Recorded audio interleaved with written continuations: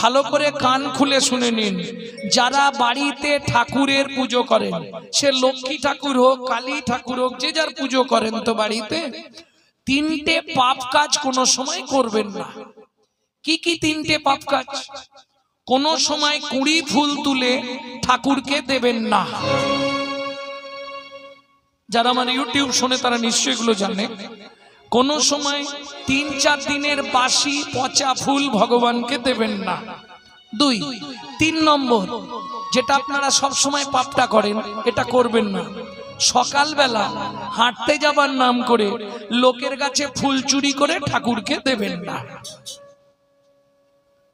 কি হলো, হাসছে কেন? মানে যারা করে তারা হাসছে নাকি? হ্যাঁ, এ পাপ হয়। কোথায় বলা আছে? ব্রহ্মবৈবর্ত পুরাণে বলা আছে, শ্রীমদ্ ভাগবতের 5ম